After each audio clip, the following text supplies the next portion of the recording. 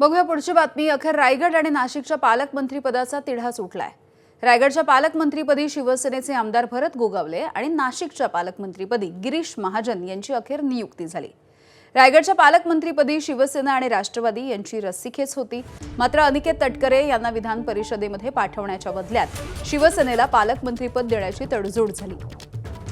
यानंतर केवळ नाव जाहीर करण्याची वाट पाहिली जात होती।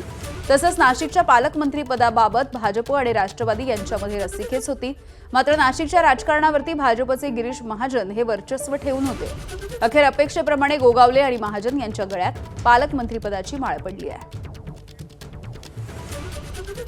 अनेक दिवसांपासून खरं तर रायगड आणि नाशिकचे पालकमंत्री नेमके कोण याविषयीचा तिढा कायम होता आणि आज अखेर त्यांच्या नावाची घोषणा करण्यात आली।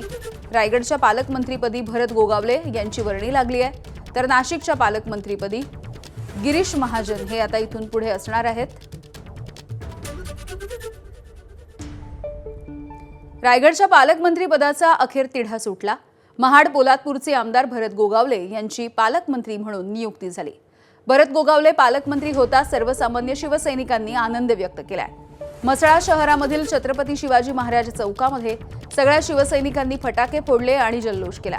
मात्र त्याच वेळेला खासदार सुनील तटकरे हे CSR फंडामधून म्हसळा नगरपंचायतीच्या हद्दीमध्ये विविध ठिकाणी सोलर हायमास्ट आणि पथदिवे बसवण्याच्या कामाचं भूमिपूजन करण्यासाठी पोहोचले असता सर्व शिवसैनिकांनी छत्रपती शिवाजी महाराज चौकामध्ये त्यांच्या समोर शिवसेना जिंदाबाद, भरत शेठ जिंदाबाद अशा घोषणा दिल्या आणि जल्लोष केलाय।